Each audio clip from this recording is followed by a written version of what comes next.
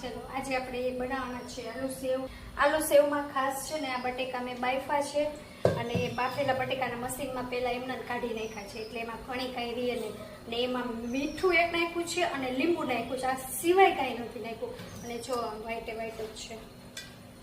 પછી આ મશીનમાં ભરી લીધા છે, ખટાશ જેવું જોતું હોય એની પર નાખવાનું ઉપરથી પછી સંચર કે તમારે તીખાની ભૂકી કે આમચૂર પાવડર જે છાંટવું હોય ને એ છાંટી દેવાનું છે। ચાલો આપણું તેલ આવી ગયું છે, આપણે હવે એને બનાવી લઈએ।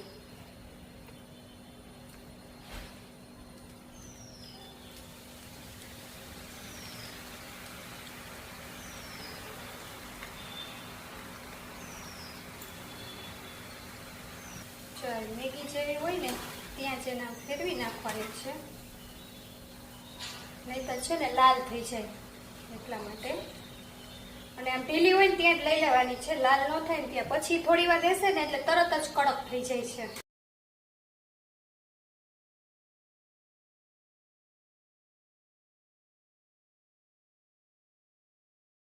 આમાં સંચર છાંટી દેવાનું છે, ચાલી રીતે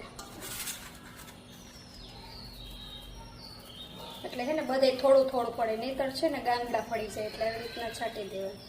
હવે થોડી વાર રહેશે ને આ સેવ એટલે સરસ આમ કડક થઈ જઈશ જો, એટલે લાલ નથી થવા દેની, વ્હાઈટ લઈ લેવાની છે। તો સરસ મજાની આપણી સેવ બનીને તૈયાર છે। તો કેવો લાગ્યો વિડીયો ગમ્યો હોય તો લાઈક કરજો, શેર કરજો અને સબસ્ક્રાઇબ કરવાનું ભૂલતા નહીં। બાય। ચલો આજે આપણે બનાવવાના છે આલુ સેવમાં ખાસ છે ને આ બટેકા મેં બાફા છે અને એ બાફેલા બટેકાના મશીનમાં પહેલા એમને કાઢી નાખ્યા છે એટલે એમાં ઘણી કાંઈ રહે નહીં ને એમાં મીઠું એક નાખ્યું છે અને લીંબુ નાખ્યું છે, આ સિવાય કાંઈ નથી નાખ્યું અને જો આમ વ્હાઈટ જ છે। પછી આ મશીનમાં ભરી લીધા છે, ખટાશ જેવું જોતું હોય એની પર નાખવાનું ઉપરથી પછી સંચર કે તમારે તીખાની ભૂકી કે આમચૂર પાવડર જે છાંટવું હોય ને એ છાંટી દેવાનું છે। ચાલો આપણું તેલ આવી ગયું છે, આપણે હવે એને બનાવી લઈએ।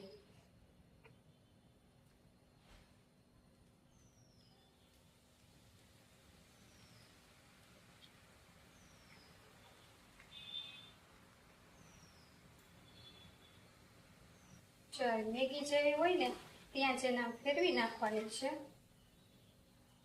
નહીં તો છે ને લાલ થઈ જાય એટલા માટે। અને આમ ઢીલી હોય ને ત્યાં જ લઈ લેવાની છે, લાલ ન થાય ને ત્યાં પછી થોડી વાર રહેશે ને એટલે તરત જ કડક થઈ જાય છે।